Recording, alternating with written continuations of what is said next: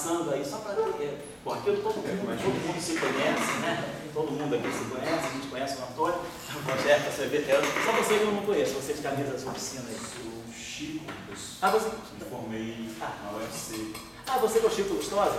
Isso. Eu tenho que trocar de e-mail contigo, mas você estava no Rio, não sabia? Eu passei agora para a UF. Você está no UF, Niterói. Tá legal. Eu tenho um colega da UC atrás. Entendi, então tudo bem. Se você estivesse lá no Ceará, tem um rapazinho de lá que está correspondendo comigo, Alexandre. Ele estava aqui na escola. Alexandre Refren. É um novinho. Sabe quem é, né? Sei quem é. Eu pensei que você estivesse lá também. Bom, então todo mundo aqui se conhece, todo mundo já sabe quem é quem. Bom, então a ideia desse curso aqui vai ser a seguinte, né? Young News e gravitação quântica. Então a ideia é esta. Tem alguns cursos nossos que foram só Young News, que estão gravados e estão disponíveis nos servidores aí. Agora com as listas formadas dos teus cursos, eu vou passar para todo mundo os servidores que tem as aulas gravadas desde 2008, tem também a FrendaNet, que está tudo bem divididinho, porque eu não vou fazer um curso assim, em cima só de Young News. Eu vou dar Young News, mas eu vou enfatizar mais no aspecto da gravitação. Então, claro, vamos fazer uma revisão de Young News, vamos começar do nada, mas eu não vou fazer certos detalhes que estão em outros cursos que foram só de Young News. Tem um curso de 2008, eu acho que tem um curso de 2010 também, e aí algumas coisas podem ser olhadas. Esse curso aqui, a ideia vai ser enfatizar as simetrias através da origem geométrica. Então a gente vai tentar ver que está praticamente tudo no espaço-tempo. Então nós vamos construir a teoria de Young News a partir de informação do espaço-tempo e não do grupo em si, do grupo interno em si. Então, mais ou menos vai ser esse o programa. E aí nós vamos trabalhar um pouco o Spin 1 para começar, para aquecer o motor. O Spin 1 é o Young News por excelência, né? Vamos começar com o Spin 1, introduzir matéria, e depois que a gente fechar o Spin 1, vamos fazer o Spin 2. E aí a gente vai, a partir da formulação de uma teoria para Spin 2, a gente vai chegar na gravitação. Aí a gente vai derivar. A ideia vai ser sempre usar a argumentação de campos. Então a gente vai construir a geometria a partir dos campos. Nós vamos fazer uma formulação de geometria a partir da geometria riemanniana, introduzir conceitos de transformações de coordenadas e princípio da equivalência. Nós não vamos fazer a formulação geométrica usual da relatividade, vamos fazer o contrário, vamos partir da teoria de campos, e aí a gente vai ver que a geometria vai saindo do próprio campo. Então vamos construir a teoria de gravitação dessa forma. E aí a gente vai falar dos spin 3 meios, que é o caso do gravitino. Então, que é a supersimetria. A gente tem, vamos dizer, 3 tipos de simetrias de gauge aí. Eu queria botar aqui as teorias de gauge que a gente tem importantes, né?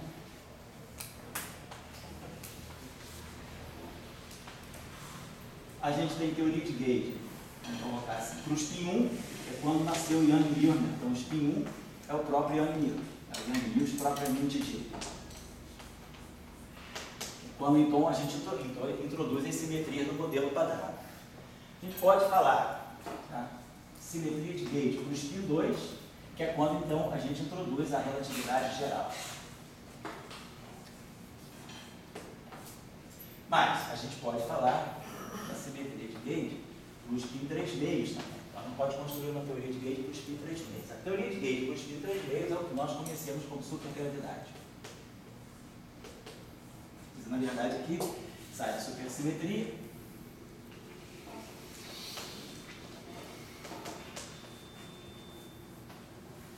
que é, na verdade, a supergravidade.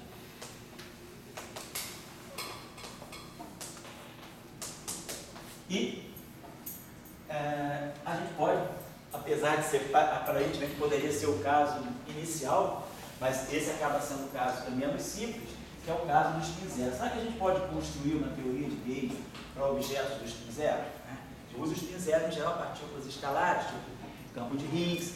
Em geral, nós não associamos uma simetria. Esses objetos participam de uma teoria de gauge, mas um pouco mais como campos de matéria.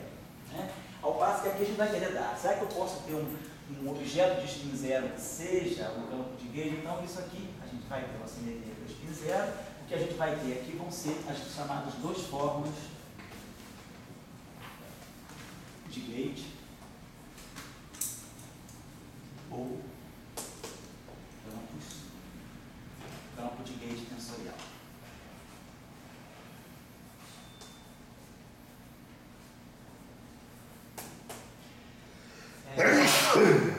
conhecido também um pouco na literatura como o campo de Kremer, Scherf, Taube, Ramon.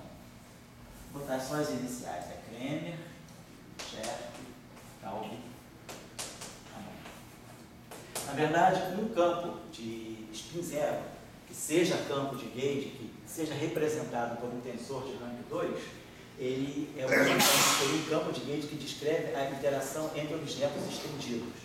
Então, esses campos aqui, eles descrevem a interação entre partículas multiformes. Então, a gente está supondo que a gente está falando de partículas que têm uma carga, pode ser o elétron, pode ser um quark, uma carga que pode ser carga eletromagnética, pode ser carga de cor, não importa. Alguma carga, algum número quântico associado a alguma simetria, essas partículas são multiformes, elas descrevem linhas do universo, e essas partículas interagem trocando esses objetos, que podem ter spin 1, spin 2, spin 3 meio. No caso do objeto de spin 0, trocado, né, quando eu tenho quanta, né, associados a campos de gauge tensoriais, na verdade eu não estou mais descrevendo uma partícula multiforme, eu estou descrevendo uma partícula estendida que, ao se propagar, não gera mais uma linha do universo, gera uma superfície de universo.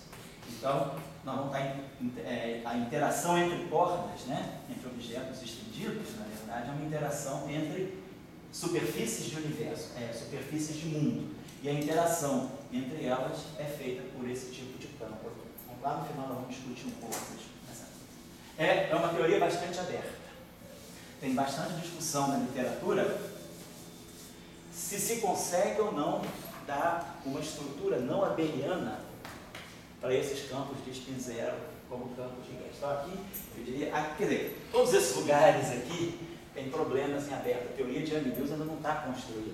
Por mais que ela tenha avançado, né, a gente sabe que tem setores de teoria de Young-Mills que ainda merecem ser bem entendidos. Tem uns que são pouco compreendidos e tem uns que precisam ser melhor compreendidos. Setores não perturbativos, o setor infravermelho. A teoria de Young-Mills é muito rica, é uma teoria que tem muitas fases. A gente entende algumas fases, mas não entende todas as fases. A gente entende bem a fase perturbativa, a fase que a gente usa para fazer os cálculos perturbativos, na QCD, na teoria eletrofrágil. Então, esse setor perturbativo está bem sob controle, mas o setor não perturbativo ainda é objeto de muito debate, tem conflitos de compreensão, tem métodos de approach diferentes, tem todo vamos dizer assim, o folclore, o universo de soluções não perturbativas, tipo instantâneas soluções com topologia não trivial. Bom, a relatividade geral, na verdade, quando a gente fala de relatividade geral, a gente está pensando mais no aspecto quântico, na gravitação quântica. No caso do spin 2, então, a gente nem sabe mais o que é uma teoria de gravitação quântica. O que é a gravitação quântica, afinal de contas, hoje em dia? Será que ela é uma simetria fundamental, uma teoria fundamental? Será que ela é emergente? Será que são as cordas que descrevem? Será que é a loop quantum gravity? Será que é a Horava-Lifshitz gravity? Hoje em dia existe já uma boa variação de propostas para aquilo que seja a gravitação quântica. Então, a teoria de campos para spin 2, a teoria de gauge para spin 2, é mais rica ainda, ela está em aberto. Tem coisas sendo. A formulação de Horava-Lifshitz é de 3 anos atrás, de 2009. Houve uma efervescência grande em 2009 até 2011, agora a atividade está já numa fase mais assim, de um decaimentozinho, não exponencial, um decaimentozinho polinomial. Mas está um pouquinho mais, tem menos interesse, mas é uma outra formulação também. Então tem várias formulações na teoria de spin 2. A teoria de spin 3 vezes é a supergravidade, que é a base de lançamento para supercordas, mas também tem vários problemas em aberto aqui, muitos problemas interessantes em aberto. Recentemente saiu o trabalho agora, coisa de 3 meses atrás, reavivando algumas questões que estavam sepultadas da supergravidade, a questão da renormalização, da regularização a ordens mais altas. Então, todos esses, aqui não se sabe nem direito se pode ou não construir uma teoria de Young-Mills. Será que esse campo aqui ele só pode existir na versão abeliana ou ele pode ter versão não abeliana? Existe uma discussão da literatura. Então, existem diferentes abordagens para poder ver o aspecto não abeliano desse campo aqui. Então, bom, e claro, para spin maior do que 2 ninguém sabe nada, porque a gente não tem spin maior do que 2, a situação é completamente aberta. Só se sabe com o spin maior do que 2 se ele estiver livre, mas uma teoria para campos de spin maior do que 2 em alta interação, quer dizer, quando eu digo que está em aberto, né, saber o que é o spin maior do que 2. A gente sabe quais são os campos, tem propostas até de modelos livres, né, mas a questão que está em aberto é como construir interações. Saulo, você queria fazer uma observação aí? Pois é, uma dúvida. O que o senhor chama de fase de uma teoria e dentro da fase, quando é que qual o limite vai ser a fase perturbativa ou não? Fase de uma teoria, pois é, uma teoria pode ter várias fases. A fase perturbativa, que é o regime, que a constante, se supõe que você está em altas energias. Altas energias, o que a gente sabe das teorias de Young-Mills é que o grupo de renormalização, quando a gente calcular a função beta no curso de PED2, a gente vai ver que em geral, a teoria de Young-Mills, a constante de acoplamento, ela cai com a energia, ao passo que na teoria de Maxwell, né, a constante de acoplamento ela tende a crescer com a energia, no caso daquele. Então, a constante de acoplamento ela corre com a escala de energia. Então, você pode ir para regiões onde a constante de acoplamento tende a zero. E aí você pode fazer teoria de perturbação. Agora, você está em regiões também onde a constante de acoplamento explode, ela fica muito grande, você já não pode mais fazer o regime perturbativo. Aí você pode lançar mão de propriedades, né, como dualidade, por exemplo, para poder fazer mapeamentos entre setores diferentes de uma teoria. Então, uma teoria de campos, ela, por exemplo, você pode ter a QED, ou uma teoria de Young-Mills, na fase em que a simetria é exata, não é quebrada. Mas, de repente, você pode ter a mesma teoria de Young-Mills em quebra espontânea de simetria. E aí já é uma outra fase da teoria, aparece massa, gerou um gap de massa. A teoria já tem uma característica completamente diferente. Então, as teorias de Young-Mills, elas têm fases diferentes. Fase confinante, fase não confinante, fase perturbativa, fase massiva. Quando você tem a transição de fase que quebra a simetria. Então, a simetria pode estar exata, pode estar quebrada. A simetria, a teoria é sempre a mesma, mas ela vai para uma outra fase. Por exemplo, na QED, quando a gente fala de supercondutor, na QED de Maxwell, Dirac, o fóton é sem massa. Então, a QED tem simetria 1 exata. Se você vai estudar a mesma QED, eletrodinâmica, num supercondutor, você já está numa fase que gerou um gap de massa, o fóton ganhou massa, né, pelo efeito. Então, você tem o efeito Meissner, que é um reflexo da presença de massa no fóton. Então, você está estudando a QED agora no regime que o fóton se tornou massivo. É a mesma teoria, mas numa outra fase. Então, isso são as fases de uma teoria. Como as simetrias daquela teoria podem reduzir ou pode ampliar o espectro daquela teoria. No caso da QED com simetria 1 exata, você tem elétron massivo, fóton sem massa. Quando você quebra a simetria, você tem fóton massivo, elétron com massa também. Então, você pode, às vezes, quebrando uma simetria, você pode introduzir novas propagações, novos bósons que podem aparecer. E assim, falando de fases, se eu, por exemplo, para baixo das energias de estado sólido, eu consigo sistemas onde eu tenho spins diferentes desses. Spins não bem maior, por exemplo. Isso, mas aí não são objetos elementares. Eu estou falando não, de então, objetos mas aí, elementares. Então, a fase, por isso que eu te perguntei da fase. Então, por exemplo, não é só da energia. Ainda assim, dentro dessa energia, ainda assim, eu não vou ver nunca como elementar. Sempre vai ser um cluster, sempre vai ser um... Em matéria condensada, o que você tem é quase partícula, você não tem partícula. O que você tem é quase partícula, são módulos coletivos do teu sistema. Então, por exemplo, quando você tem um sistema de elétrons, né? Tem um condutor, você tem elétrons e o condutor, a gente sabe que um cristal, a gente quantiza os modos de vibração da rede, que são os fônons. Então, o que você tem? Você, por exemplo, num condutor, você tem elétrons e fônons. E aí, essas são as excitações que seriam elementares. O elétron é elementar, o fônon é elementar. Mas agora você pode, devido à interação, elétrons podem ficar revestidos por camadas de fônons e formar um novo objeto, que é aquilo que a gente chama de, pode ser o plasma. E aí, polarização do vácuo? Não, né? Não no vácuo, mas uma polarização? É como se fosse uma polarização. Você tem um efeito coletivo em que, quando você olha a interação de muitas partículas, de muitos elétrons com muito fônon, o que se propaga naquele material não é nem um elétron nem um fônon, é uma nova excitação que é composta de elétrons e fônons, que pode ser o plasma, pode ser o magnon, pode ser o spinon, tem várias excitações. Essas excitações na matéria condensada, elas são chamadas de quase-partículas, elas não são exatamente partículas. Então, esses objetos podem ter spin mais alto, como também na QCD. A gente tem ressonâncias bariônicas com spin 5,5, a gente tem mesons com spin 3. Spin maior do que 2 existe, mas é tudo composto de quarto, não é mais partícula elementar.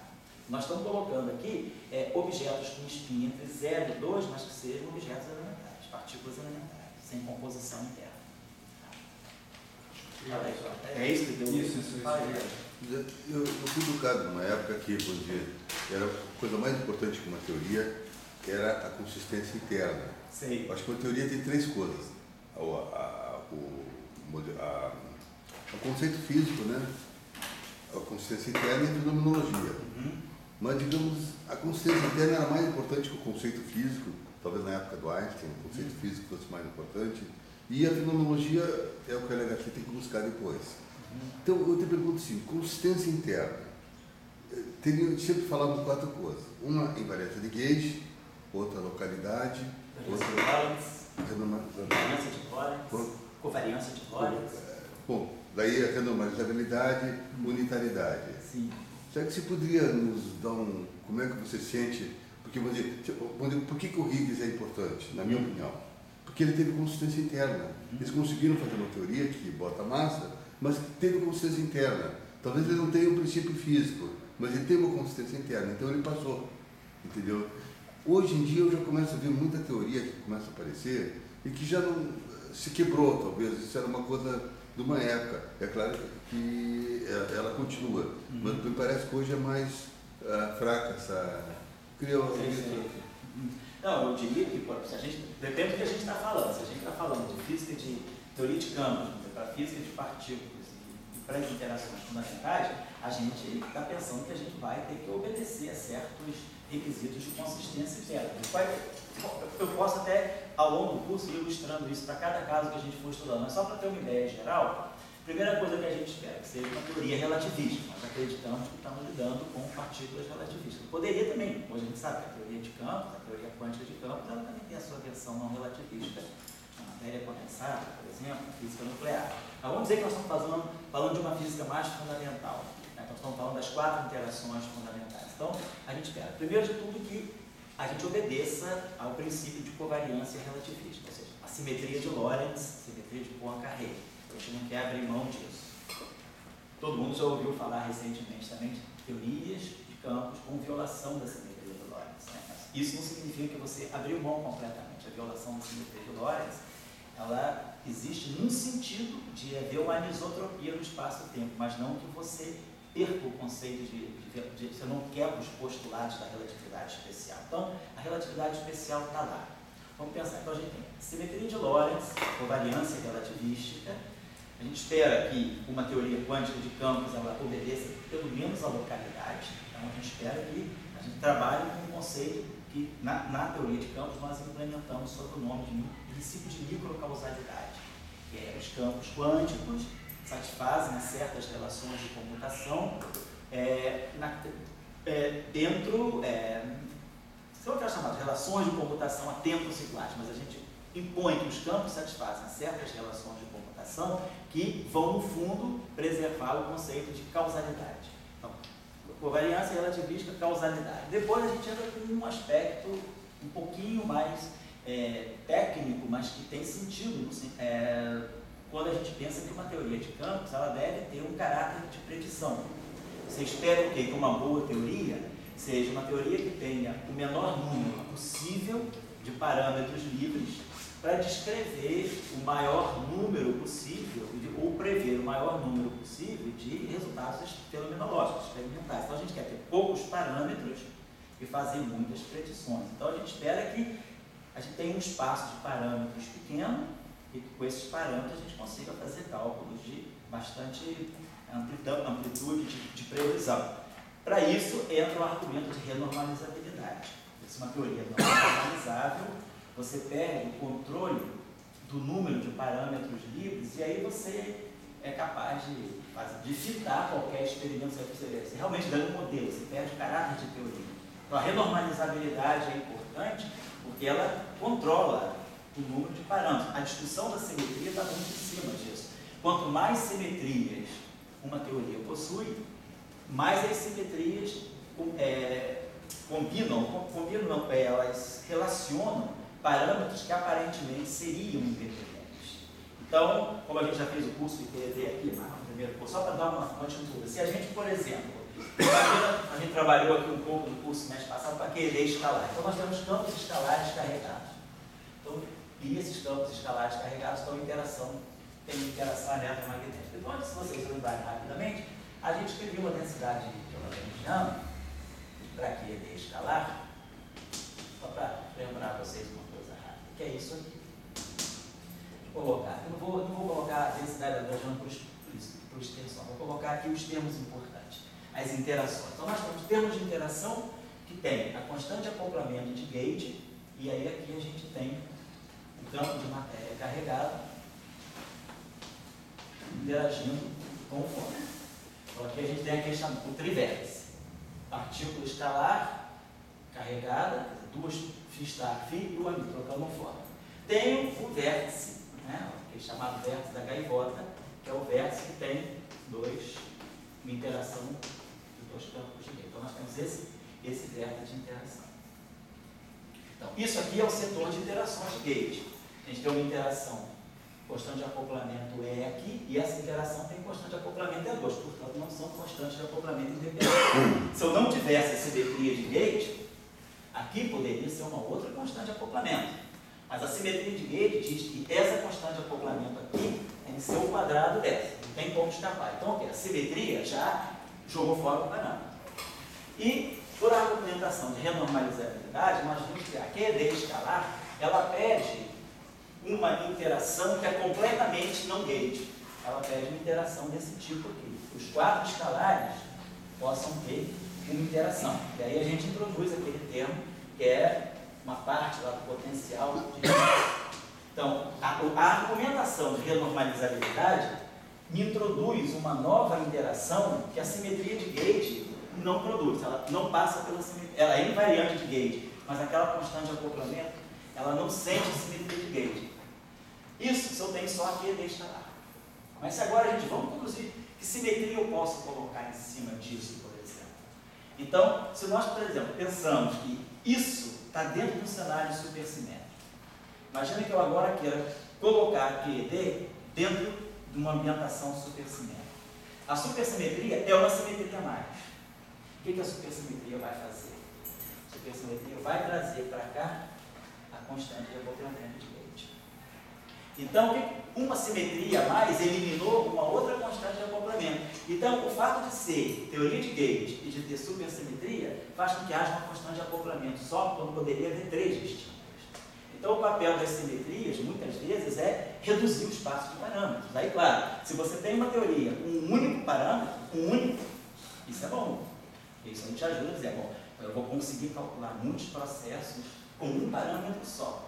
Aí eu uso algum processo para fitar esse parâmetro, uma vez ele fitado, a partir desse valor, eu posso agora calcular, fazer previsão para muitos processos. É o que você espera de uma teoria, que ela te reproduza alguns fatos e que você use depois esses fatos para prever coisas que a teoria não tinha visto ainda, fazer novas previsões. Então, o papel da simetria é justamente reduzir o espaço de parâmetros. Então, estou colocando a questão da renormalizabilidade. Então, o exemplo da QED escalar é interessante porque o argumento de renormalizabilidade, ele de uma certa forma conspira contra a teoria. Ele obriga você a introduzir na descrição um novo acoplamento que a simetria de gauge não impõe. Então, a simetria de gauge não contempla. E aí ele é invariante de gauge, sim, mas você pode colocar o parâmetro lambda que você quiser. Aquela interação não sai diretamente da simetria de gauge. Então, a renormalizabilidade aumenta o teu espaço de parâmetro. Isso é ruim. Mas aí, se você coloca supersimetria, você mostra que esse parâmetro, na verdade, tem que ser a constante de acoplamento de gauge também. E aí, quanto mais simetrias você põe, então, a gente espera que a gente vá reduzindo cada vez mais o espaço de parâmetros e tendo cada vez todos os acoplamentos relacionados por o mínimo número de constantes de acoplamento. Então, isso é um argumento de renormalizabilidade. Então, a gente falou da covariância de Lorentz, falou da microcausalidade, falou do espaço de parâmetros, da renormalizabilidade, e estamos falando agora da unitariedade. O que a gente espera de uma boa teoria de campos é que ela tenha uma matriz S unitária, que que a gente tenha uma compatibilidade com o conceito com a interpretação probabilística da mecânica quântica. Então, com isso, né, a gente teria esse conjunto de critérios, a gente fala, eu espero gerar uma teoria compatível. Foi isso que aconteceu, a história de Yang-Mills vem daí. Que é, como a gente vai começar a colocar na aula de hoje, a gente vai escrever o spin 1. Mas aí a pergunta da gente é, como é que o spin 1 interage com a matéria carregada? Ponto 1. Ponto 2. Como é que o spin 1 interage consigo próprio? O fóton, na eletrodinâmica usual, ele não tem alta interação. Mas na Yang-Mills, a pergunta é, se eu quiser construir uma teoria para fótons e alta interação, o que eu posso fazer? Respeitando covariância de Lorentz, respeitando causalidade, respeitando renormalizabilidade e respeitando unitariedade. Yang-Mills, ele aparece como uma resposta a esses quatro requisitos. Então, a questão da consistência, vamos dizer, desse curso aqui, que é um curso mais de caráter formativo, né? A gente está aprendendo coisas fundamentais, eu acho que não vamos abrir mão desses requisitos de consistência. Claro que depois que você está mais independente, já, né, pode transitar por outras coisas, você pode fazer uma teoria talvez menos apertada, né? Menos vinculada. A gente sabe, né, que por muitos anos não se abria mão da renormalizabilidade. Na década de 90, o Weinberg, inclusive no livro dele, ele mostra como é que você também pode tirar o lado bom das teorias não renormalizáveis. Então, às vezes, abrindo mão de alguns desses requisitos que apertam muito a teoria, você pode também ainda, sabendo caminhar, né, em regiões espinosas, você consegue construir uma teoria razoável para certos efeitos, mas é sempre uma teoria limitada, uma teoria efetiva. Então, é um pouco essa discussão. Ao longo do curso, nós vamos sempre colocar essa questão. Até que ponto a teoria, para o spin 2, eu consigo construir uma teoria renormalizável para o spin 2? Esse programa está aberto até hoje, é o programa da gravitação.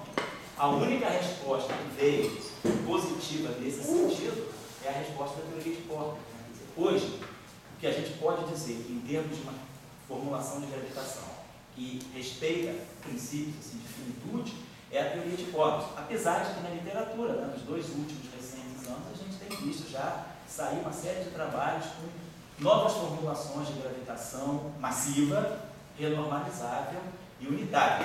Então, a gravitação também, ela começa agora a entrar um pouco num regime de talvez poder compatibilizá-la com a unitariedade, com a renormalizabilidade. É a discussão de construir uma teoria quântica de gravitação renormalizável e unitária. Essas duas coisas sempre se conflitavam ao longo dos anos 70, dos anos 80. Entrou a supergravidade para melhorar a discussão e a teoria de cordas para melhorar mais ainda. Então, a questão da renormalizabilidade, da unitariedade numa teoria de spin 2 é uma questão ainda delicada. Então, esses argumentos de, vamos dizer assim, de construção de uma teoria consistente vão ser sempre importantes para nós. Para nós, a gente vai estar sempre, mesmo que seja no primeiro momento, né, tem que aprender regras, né, quando a gente está aprendendo a vida. A gente é pequeno, o pai da gente ensina os 10 mandamentos, um monte de coisa. Depois a gente abre mão de vários deles, né? Mas a gente também não precisa se tornar um bandido, porque abre mão de alguns dos mandamentos, né? Então, um pouco aqui, o cara vai dizer, poxa, todo dia de manhã eu tenho que dizer, teoria renormalizada, a teoria é Lorentz invariante, a teoria causal, a teoria renormalizada, a teoria unitária, a teoria predizível. Todo dia de manhã você levanta e faz essa oração.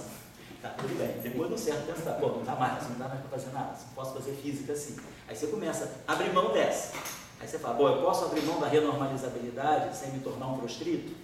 Eu posso abrir mão da unitariedade sem estar violando princípios fundamentais? Você começa a ver, a negociar com os princípios, né? E fazer uma teoria que, essa teoria, ela abre mão disso, mas ela só vale até esse limite. Tudo bem, ela não é renormalizável, mas também eu não vou fazer física além de um TeV com ela. Eu só vou fazer física com ela até 500 GeV.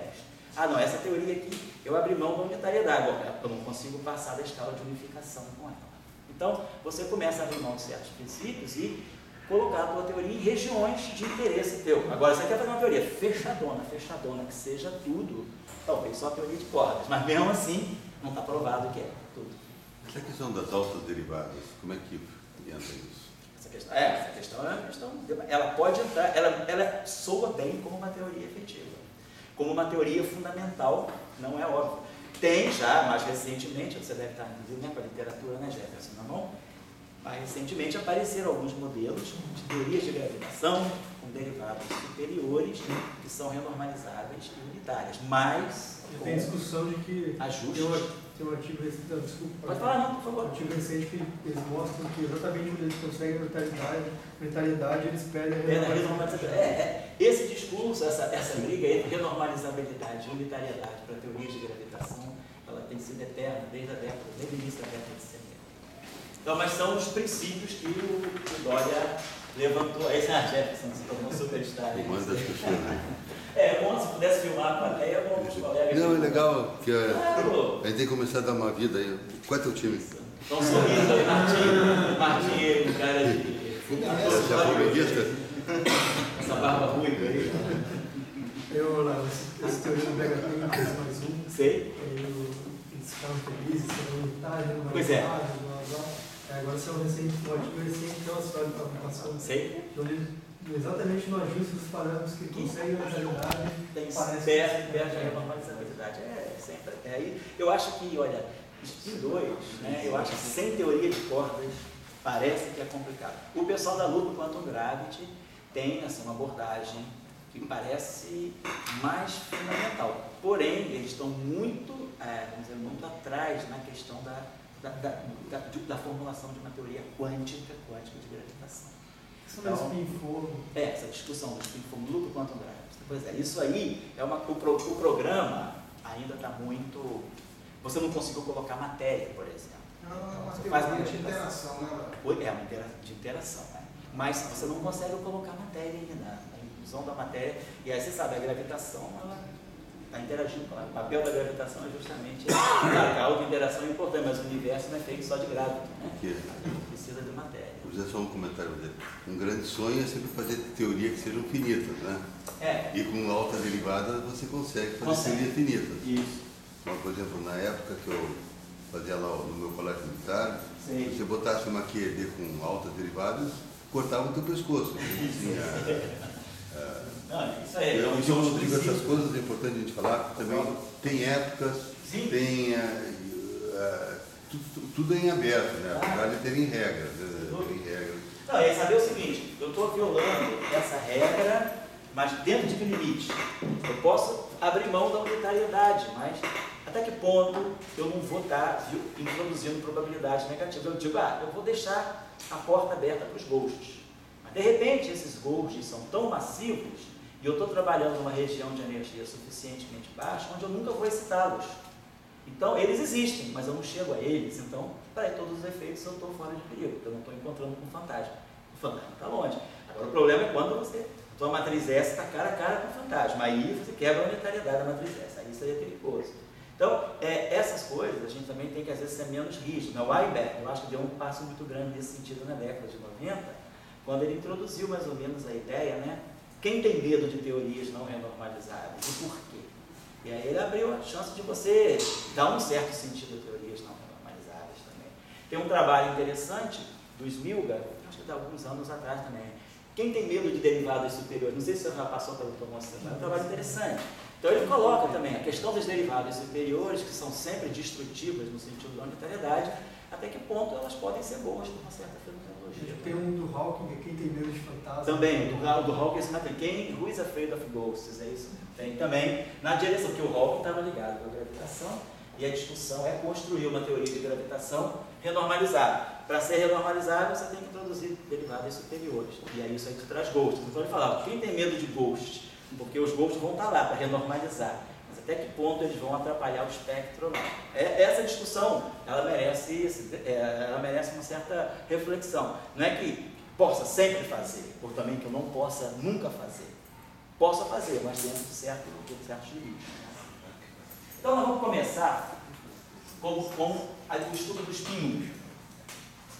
Então o nosso objeto importante no momento, vamos pensar o seguinte, a nossa discussão, como sempre, parte do espaço de Minkowski. Então, nós estamos admitindo que nós vamos estar no espaço de Minkowski, por enquanto, quadridimensional. Então, estamos trabalhando com esse espaço de Minkowski. Hoje a gente vai fazer algumas considerações sobre o espaço de Minkowski de dimensões mais altas. Vamos, por enquanto, começar com o espaço de Minkowski quadridimensional, vamos considerar aqui a nossa convenção de métrica como sendo a métrica mais, menos, menos, como a gente usualmente gosta de fazer, e para nós, claro, para nós o grupo de simetria, que é o grupo de Lorentz, nós vamos estar trabalhando com campos, né, que são representações do grupo de Lorentz chamado ortócrono, né, quer dizer, o grupo de Lorentz que faz transformações que não mudam o sinal do tempo. As representações do grupo SO13, como a gente já estudou em alguns cursos aí, caracterizadas por dois valores que podem ser inteiros ou semi-inteiros, né?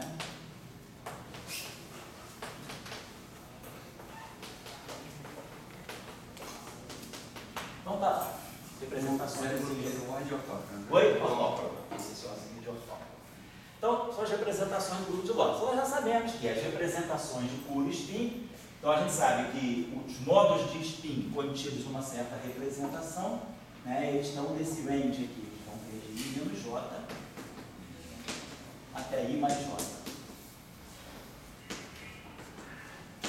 Esse spin que eu estou colocando aqui é o spin ligado ao setor espacial, ao grupo SO3. É o spin da mecânica quântica, é o spin de rotações, o grupo SO3, o SO2.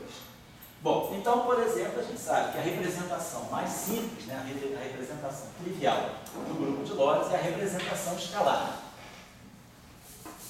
Então, é a representação onde nós colocamos. É o spin mesmo, né? Não é helicidade, não. Não, é o spin mesmo.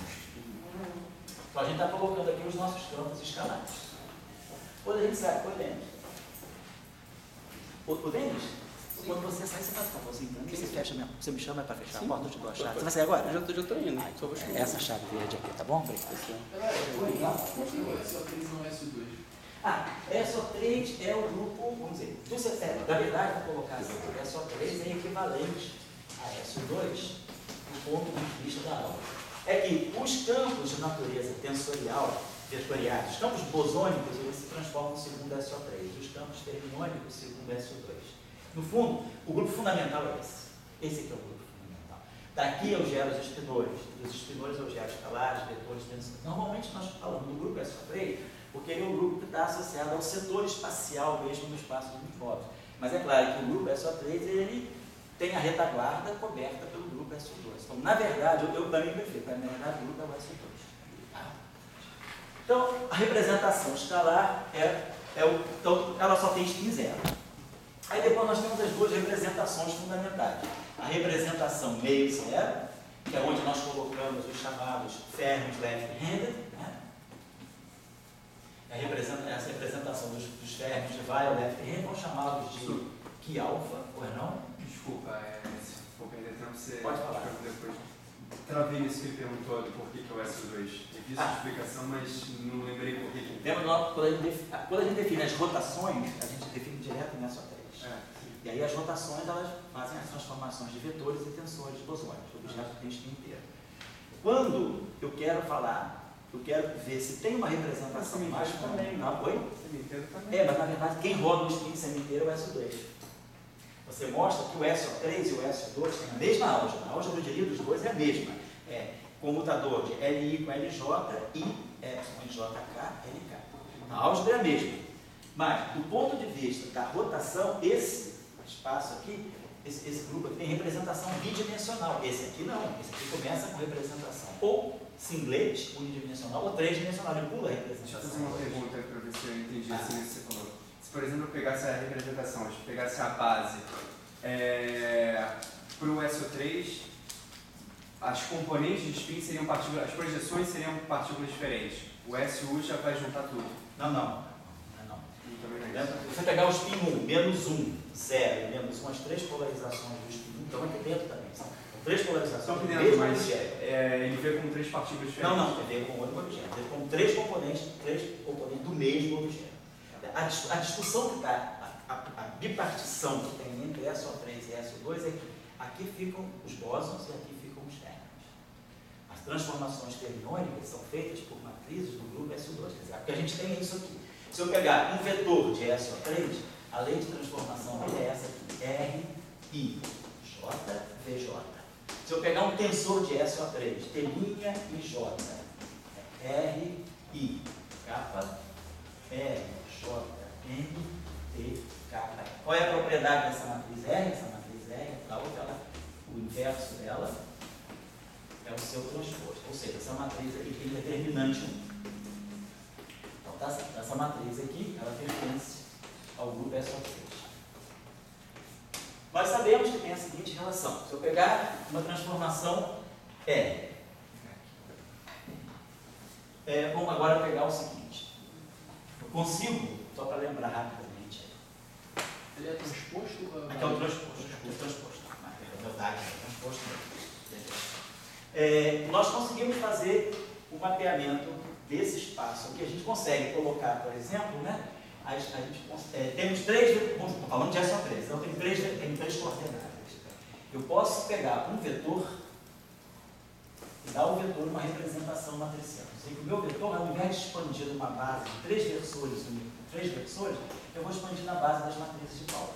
Então essa matriz aqui é uma matriz hermitiana. Esse vetor tem componentes reais, essas três matrizes são hermitianas, então eu estou falando isso aqui, eu estou criando esse vetor matriz aqui.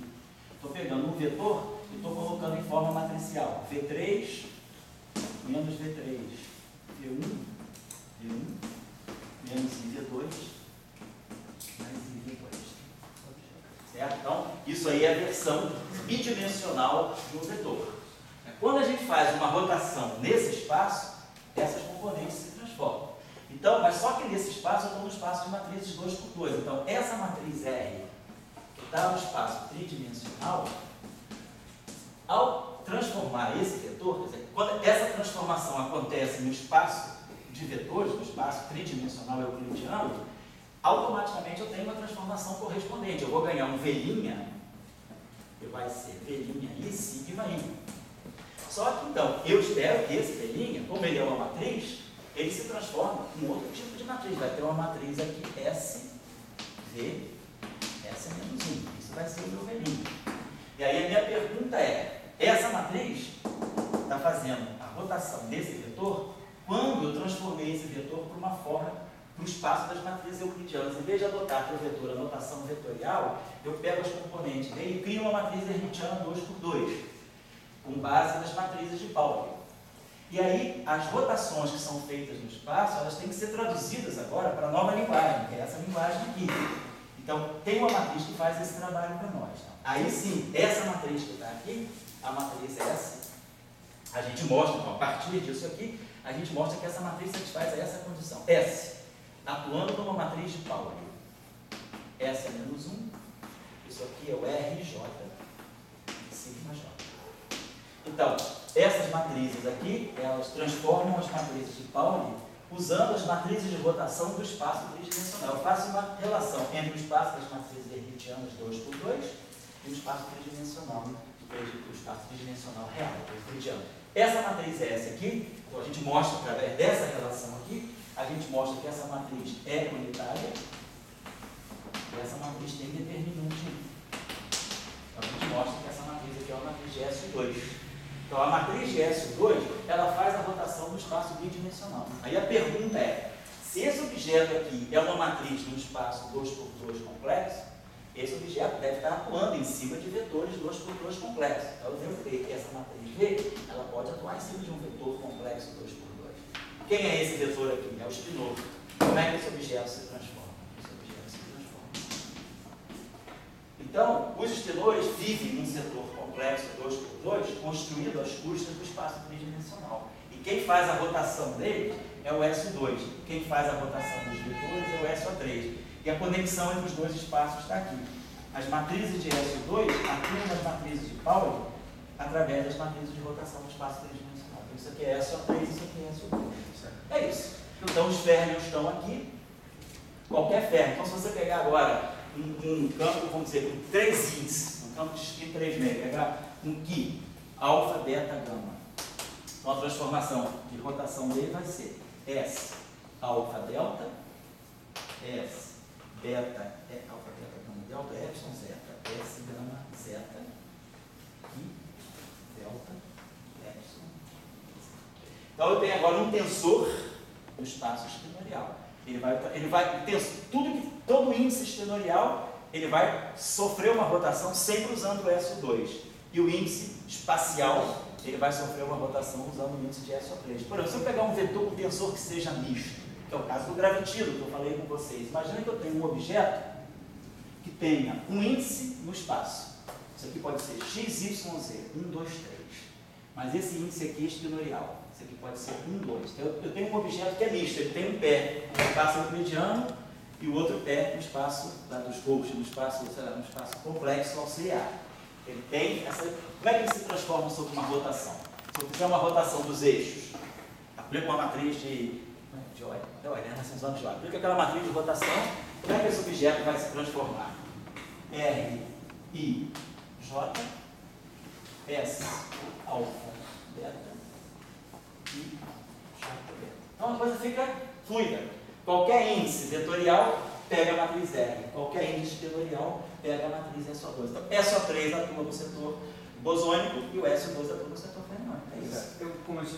Desculpa, eu realmente não lembrei. É porque também no curso de Tião, quando a gente vai fazendo, a gente sempre foi vendo SO3 e saiu o spin inteiro, saiu o spin semi-inteiro. Você calcula a álgebra do... No fundo que está do SO, quer dizer, o spin semi-inteiro do SO3, na verdade, ele está tendo SO2. Não adianta você me dizer isso, me mostra a lei de transformação.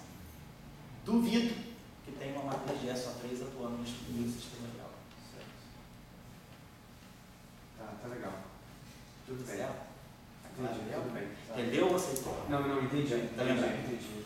Você não quer perguntar se não tiver. Pode perguntar, esse aqui pode perguntar quantas vezes quiser, não tem problema. Então, a ideia é, o SO3, ele é equivalente ao SO2. É porque a questão justamente é essa. O espaço visível é o SO3. A gente está aqui no espaço euclidiano. Cadê o espaço espinorial?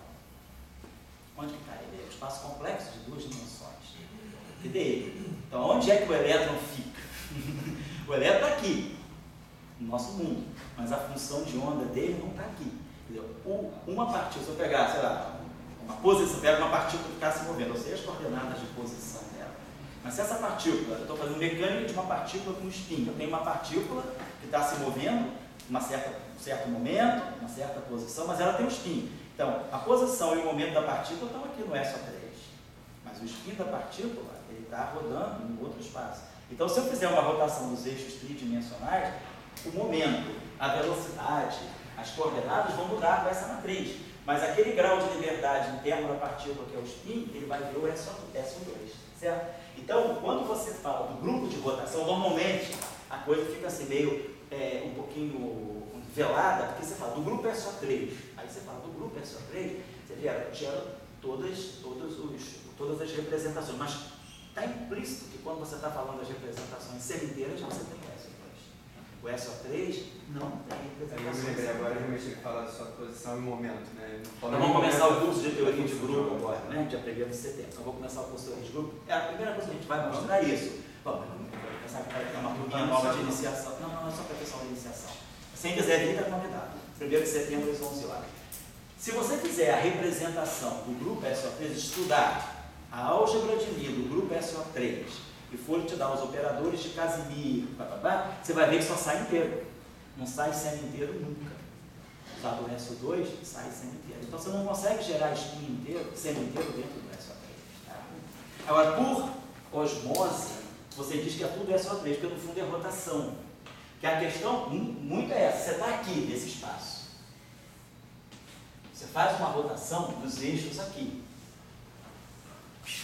Você roda esses eixos aqui. Então, quem está nesse espaço sente a rotação direta. Só que o espinor, ele vive em outro espaço. Ele vive nesse espaço complexo bidimensional. Aqui que está o psi. Então, a questão é, quando esse eixo aqui roda, os eixos que definem o psi, que são esses aqui, eles também rodam. Então, a rotação que acontece no espaço-tempo, ela se reflete cá no espaço espinorial. Só que a matriz que vai fazer o trabalho aqui não é mais a matriz R, é a matriz S. E a ligação entre os dois, essa relação é que é crucial. Essa relação é que mostra que quando você roda no espaço tridimensional, você também roda no espaço bidimensional. É o que liga SO3 com SO2. Certo? Tá bom. A quem não está muito seguro com isso, a gente vai estar fazendo essas discussões todas de novo. Bom, então vamos voltar ali. porque eu quero mostrar para vocês por que é que a teoria de gauge surge só no spin 1. Então, o spin meio é aquela representação que a gente chama right-handed, que é onde a gente coloca os antineutrinos. Aqui ficam, por exemplo, neutrinos, e aqui ficam os componentes left, os férmions, mas você que é especialista nessas duas, né? Os férmions, componentes left, como por exemplo, o componente left, os quarks left. É a parte left de todos os campos fermiônicos. Aqui é setor right-handed, vamos chamar de espinoso C alfa ponto. Esse alfa ponto também vale 1 e 2, são dois espaços, né? Aqui a gente coloca, por exemplo, os antineutrinos.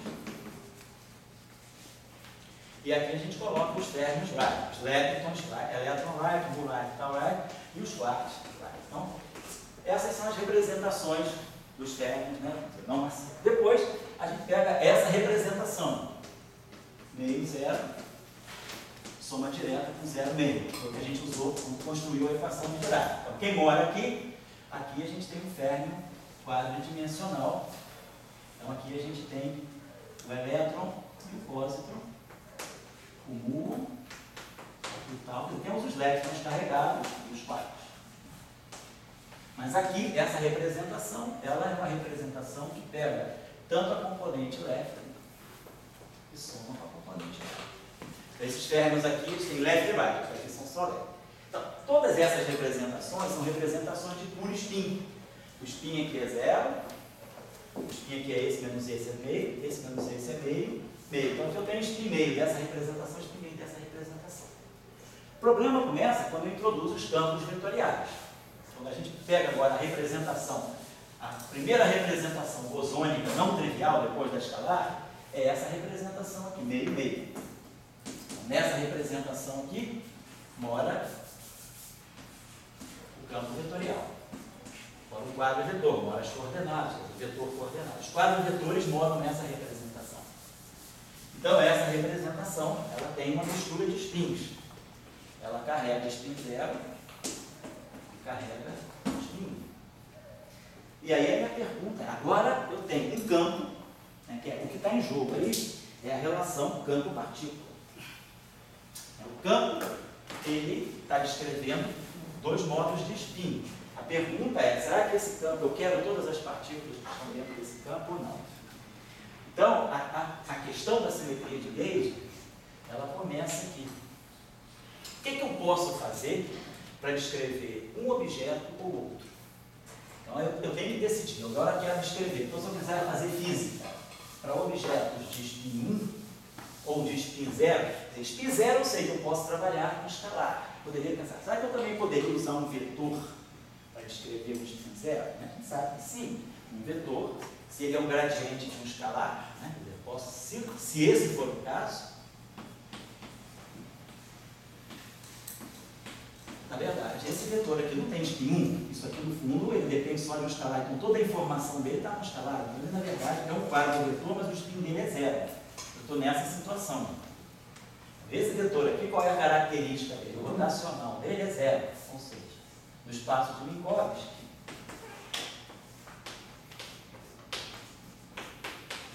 Se eu colocar isso aqui, essas coisas se cancelam, então esse vetor tem rotacional nulo. Se ele tem rotacional nulo, realmente ele não tem um setor transverso, ele não tem um spin 1, ele é um puro spin 0. Agora, eu gostaria de pegar um vetor, então esse caso aqui é o caso do spin 0, que está dentro do amigo. Mas se eu quiser selecionar o spin 1, eu tenho que justamente matar a componente escalar. Então o que eu teria que pegar é um amigo que ao invés de ter rotacional nulo, tivesse quadro de divergência nula. Então, isso aqui está justamente matando o modo escalar. Então isso aqui está me selecionando o spin 1, quando eu imponho que esse campo satisfaça essa condição. Quando você impõe o gauge, esse gauge de Lorentz, Se for o gauge de Lorentz, pode ser. Pode ser elimina o escalar. Exatamente. Então, justamente a simetria de gauge ela é boa, porque ela fala, não, se eu colocar essa condição, eu tenho certeza que eu estou usando um quadro vetorial, mas ele está descrevendo só spin 1. Esse vínculo, vamos colocar assim, ele arranca fora o spin 0 da descrição. Porque a covariância é que me obriga a guardar os dois juntos, por causa do espaço do Minkowski. O que é amigo? A Mi é a zero. Do ponto de vista do SO3, se a gente olha isso aqui com uma lente de SO3, esse cara aqui é um escalar. Do ponto de vista do SO3, esse cara aqui é um escalar. Do ponto de vista do SO3, esse cara tem 2J, tem 2L mais uma componente, igual a 3. Então o spin dele é 1. Esse cara aqui é um spin 1. Então, do ponto de vista do SO3, quando você coloca um quadro vetor no espaço de Minkowski, você está agrupando um escalar de SO3 com um spin 1 de SO3. Então, você bota esses dois caras para conviverem. O grupo de Lorentz já anuncia isso através dessa relação. E aí você fala, mas se eu quiser... Então, a covariância me obriga a ter sempre um parceiro de spin 0 junto com o spin 1. Aí você fala, e se eu quiser descrever uma teoria onde só o spin 1 tem dinâmica? O que eu faço com o spin 0? Tem que dar um jeito de tirar ele da formulação. Então, eu posso impor essa condição. Isso mata o spin 0. Mas para mim, você podia impor a condição de Lorentz, mas para você matar o A0, você tinha que fazer tipo condição de Coulomb. E de radiação. Isso se esse campo satisfizer as equações de Maxwell. Eu não estou nem pensando em física ainda, eu estou fazendo álgebra linear.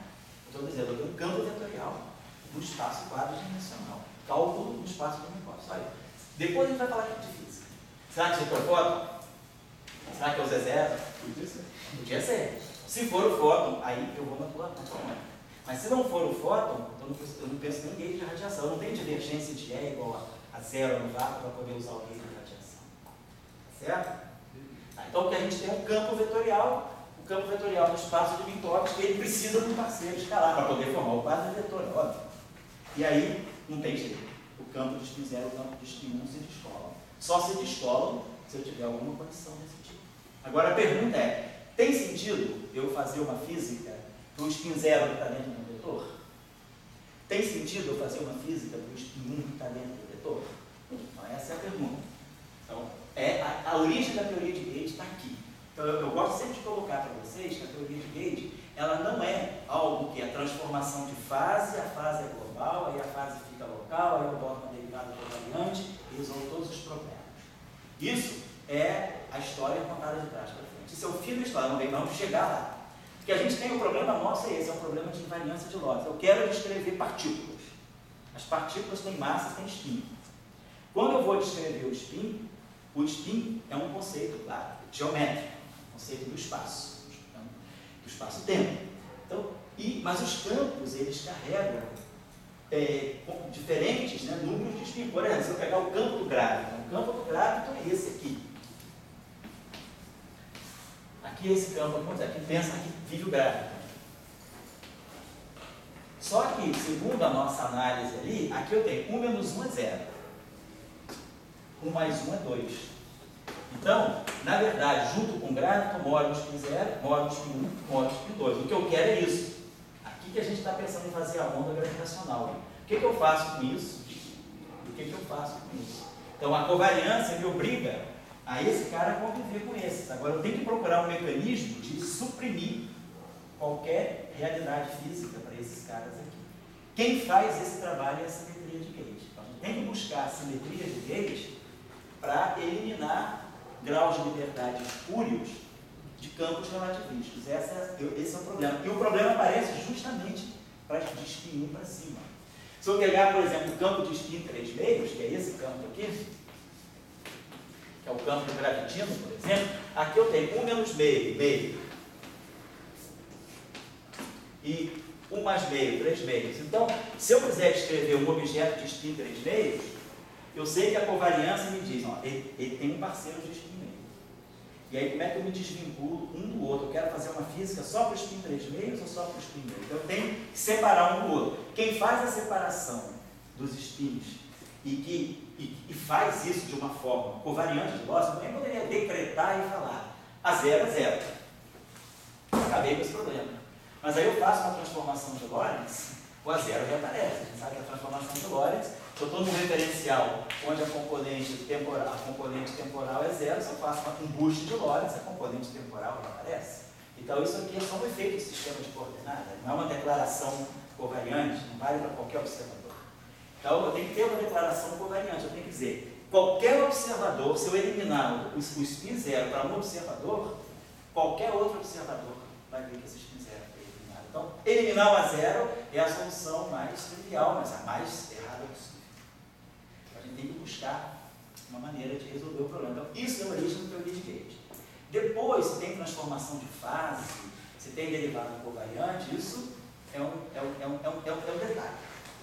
O problema que a gente tem diante disso é o que eu quero fazer com os campos relativísticos e o que eu quero extrair de um campo relativístico. Tá certo? Essa é a questão. Então, a origem, estou colocando isso para vocês porque, na verdade, nós vamos começar a descobrir que, na verdade, as simetrias internas elas vão vir daqui. Então, quando a gente começar a compreender essa geometria, a gente vai ver que aquilo que descreve a carga elétrica do campo elétrico, aquela transformação de fase E elevado a alfa, que a gente associa à carga do elétron, é uma simetria interna, mas ela apareceu induzida por isso aqui. Esse problema, isso aqui se repercute na matéria. Isso aqui, eu estou só no ambiente, agora só tem campo de Gauge, só tem campo de spin 1. Mas quando esse campo de spin 1 interagir com a matéria, se acoplar com a matéria, no acoplamento com a matéria, ele transmite essa informação para a matéria. E aí a matéria vai entender que essa simetria que apareceu no espaço de Minkowski para eliminar esse spin, ela transpassa para a matéria. Então a matéria absorve essa simetria. E é essa simetria que nós vamos identificar com a simetria de carga elétrica. Então, a ideia que a gente está levantando é que talvez a origem das simetrias possa ser realmente geométrica. Está tudo no espaço-tempo. A gente fala de simetrias internas, porque é um ponto de vista. Claro, eu começo a pego, eu não sei nem que existe foto, né? Não é assim que a gente faz com teoria de Gauge em geral. Não sei nem que existe foto. Pego lá e faço psilinho igual a L alfa psi. Aí falo, se eu fizer esse alfa local, eu perco a simetria. O que eu faço? Eu introduzo uma derivada covariante, introduzo um campo novo e busco a transformação desse campo novo para poder fechar a invariância. Você começou pelo espaço interno e chegou ao campo de Gauge pelo espaço interno. Nós estamos fazendo um ponto de vista oposto. Para nós não existe matéria. Para nós existe espaço-tempo e campos vetoriais, campos tensoriais, campos esferoidais. Os campos do espaço-tempo carregam diferentes componentes de spin do ponto de vista do SO3. O spin, se a gente for fazer uma mecânica quântica, ela vê o spin SO3, ela vê o SO2 e o SO3. Então eu tenho que ver quais são os modos de spin das partículas que eu vou propagar. O spin é um conceito espacial. O spin não é um conceito naturalmente espaço-temporal, é um conceito espacial que é incorporado. Daí, covariantemente, daí eu tenho que criar um princípio que me quebre as cadeias de spin. Por exemplo, na gravitação, eu tenho que buscar um princípio que mande esse cara embora, mande esse cara embora. Quem é que faz isso na gravitação? É a transformação geral de coordenadas. Aqui, na supergravidade, o que eu preciso fazer? Eu preciso mandar embora esse spin meio. Quem é que faz isso para mim? A supersimetria. Então, a supersimetria, ela aparece como a simetria natural de Gauge do spin 3 meios. As transformações gerais de coordenadas, elas aparecem como a simetria natural do spin 2. E as transformações de Young e Mills vão aparecer como as simetrias naturais do spin 1. Então, a ideia da gente é pegar os campos, separar os spins, e pela separação dos spins a gente vai ler simetrias. Com isso a gente fechou o curso. Daqui para frente é só casos especiais, mas a ideia do curso é essa. O que a gente está colocando como linha de pensamento nosso é a construção das simetrias internas a partir da discussão geométrica de quem são os campos que vão mediar as interações. Certo? Pode falar. Quando você elimina o spin zero, ali você usa o DNM igual a zero. Isso. Só que para mim, vamos dizer assim, rudimentariamente falando, isso significa só que antes eu tinha 4 componentes sem restrição nenhuma. Então eu impus uma condição para ter uma dependente das outras. Isso. Assim, essa redução do spin zero é literalmente uma contagem de grau de liberdade?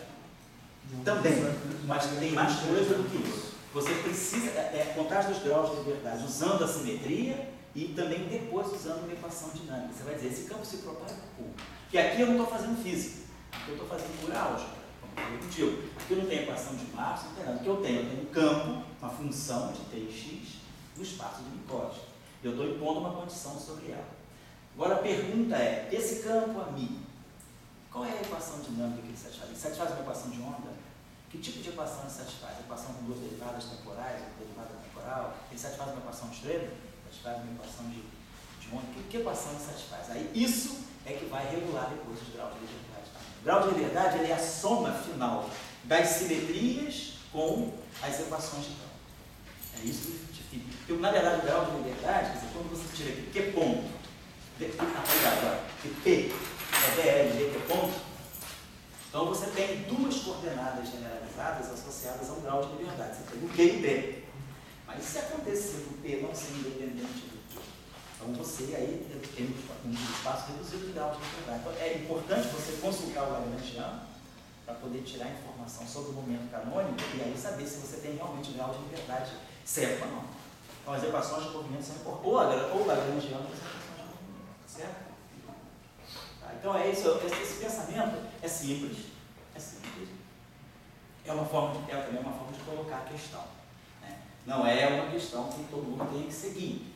Eu simplesmente, a gente traz um pouco de escola nisso, né? Um pouco a escola da supergravidade, a escola da supersimetria e da supergravidade, ela vai nessa direção. O pensamento da teoria de Gauge é pela simetria espaço-tempo. A gente usa menos as estruturas internas. A gente pensa, né? Procura gerar as estruturas internas a partir do próprio espaço-tempo. O que a gente está querendo colocar é isso, é que tudo começa no espaço-tempo. E aí a gente vai chegando nas outras simetrias via espaço-tempo, tá bom? Então eu vou retomar aqui a discussão. Vamos supor então que, colocada essa questão, eu vou partir do campo de espinho. Vamos começar a estudar esse campo aqui, campo de espinho.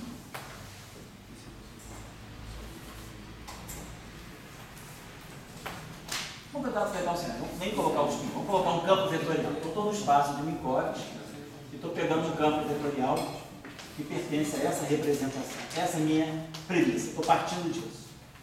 E aí nós já sabemos que esse campo aqui, do ponto de vista do grupo SO3, dos spins euclidianos, do espaço euclidiano, ele carrega spin 0 e spin 1. Então, se a gente quiser falar do fóton, por exemplo, o fóton estaria no spin 1. Se eu quisesse falar, por exemplo, de repente, que o Higgs seria a componente temporal do campo amigo, um objeto de spin 0, né? Só para chutar uma possibilidade. Então, nós já sabemos, aí eu vou fazer recurso aí a coisa do nosso curso passado de eletromagnetismo, e no espaço de Minkowski, nós temos os chamados projetores, que retiram desses campos as componentes devidas. Nós temos o chamado projetor longitudinal,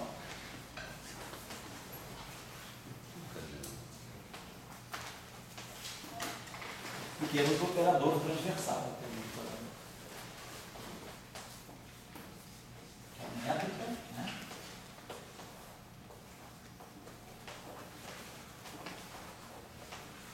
A gente sabe que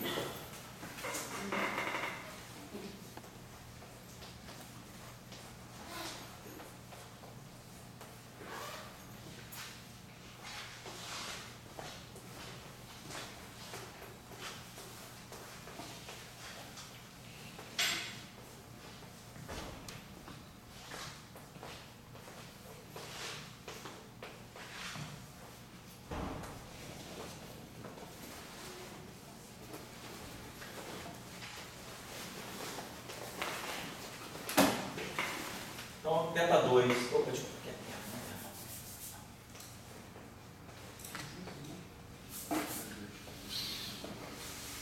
Teta 2 é teta, ômega 2 é ômega e teta ômega é zero. Teta e ômega são ortogonais. Oi, Dória. Fechar.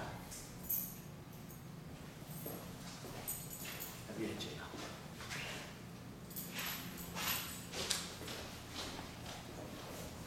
Bom, e aí, nós já sabemos, aí, no fundo a gente está fazendo o famoso teorema de Helmholtz do espaço de Minkowski.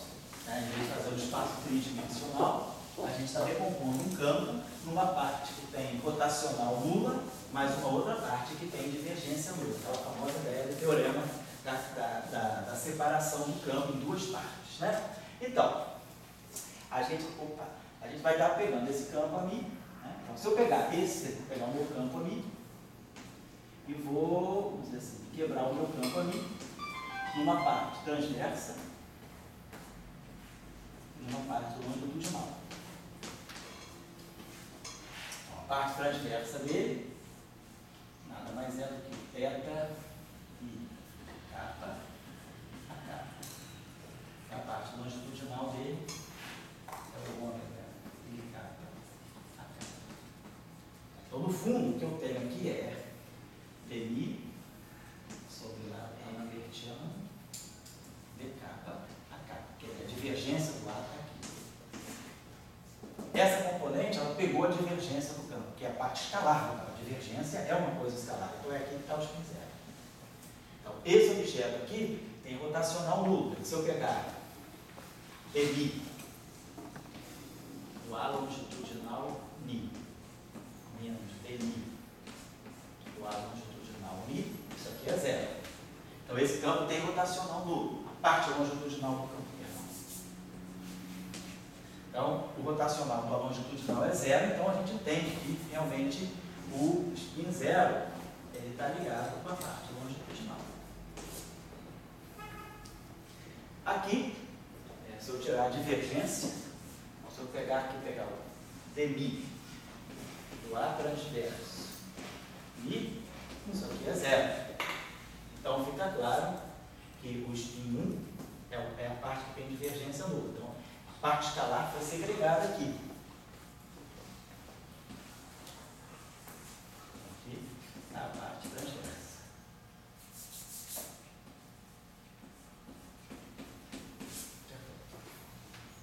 Então, isso separa o nosso campo nas duas partes. Então, eu sei localizar onde está o spin zero e está o spin 1. E aí, eu posso escolher o que eu quero fazer com a parte de spin zero e com a parte de spin 1. E tudo isso que está aí é covariante, está tudo feito no espaço do composto, está tudo isso em mim. Então, eu não estou quebrando variância de Lorentz, não estou quebrando. Depois fala aí, Pedro, qualquer dúvida? Fala aí, cara. Estou dando um monte de branco. Chegou da França, aí tomou muito vinho, embriagado. A gente está se reaquecendo, fala aí. Ali o senhor colocou L, mas não é para os dois? Dmi ali, dmi a mi? Isso aqui com as partes separadas. Isso aqui é dmi a mi menos dmi a mi. Isso aqui eu estou pegando. Pergunta. Para mim, para os dois, para o L e para o T. E para o T. Agora te digo, faz esse exercício. Você sabe, você está com preguiça. E a preguiça de fazer.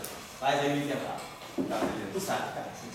Mas você não sabe o que eu fiz ou você não sabe fazer? Você sabe fazer. Pensa bem, olha. Você fez isso em elétrico? Não importa se eu fiz ou não fiz. Raciocínio. Esse campo aqui não tem parte longitudinal? Você não está pegando a parte longitudinal? Certo. Qual é a característica? É o rotacional e o isso. Agora o resto está ficando só. Não, é verdade. Entendeu? Eu peguei isso. O que é a notação da derivada visual? Aqui? Isso. Essa ajuda de a mi. Só para colocar para você, toda vez que a gente tiver contração, né, a mi, dmi, muitas vezes eu prefiro colocar o contínuo para indicar o produto escalar no espaço do negócio. É só uma questão de notação. Não, é por isso. A gente faz isso, divergência de A. Para copiar e do div de A, a gente muitas vezes não faz isso no espaço aqui de A, mas a gente faz isso. Então a gente traz a mesma coisa para o espaço do negócio. É só isso. Mas é dmi a mi, pega todas as componentes. Muito bem. Então, bom, chegando lá, a gente está querendo entender o que acontece quando eu separo o spin zero do spin 1 e quero estudar uma física, uma propagação. Quer dizer, vamos dizer, qual é a partícula do spin zero? Vamos dizer que a nossa partícula do spin zero se propaga. Não vamos já declassar ela desde o início, não. Suponhamos o seguinte, eu quero construir, então eu quero dizer o seguinte, eu tenho um objeto que tem spin zero, quero construir então o setor de spin zero, quero fazer uma cinemática, quero estudar a propagação de um objeto que tem spin zero e massa nula. Quero pegar como se fosse fóton, né? Um objeto parceiro, sabe? A gente sabe que o fóton não tem spin zero, então eu quero saber o parceiro do fóton. Né? Se eu pegar uma partícula relativística de spin zero e massa de repouso, pode chamar, vai. Então, a gente sabe, o spin zero é a parte longitudinal. O fato da massa ser nula, nós sabemos que o operador da Lambertiano, né, o significado dele é 1 sobre C2 de T2 menos Laplaciano. Então, no espaço dos momenta, né, esse operador aqui é menos ômega 2 sobre C2 mais kappa 2. Isso aqui é a versão transformada de Fourier da Lambertiana. Se, isso aqui é onda, isso aqui é radiação. Se eu faço a conexão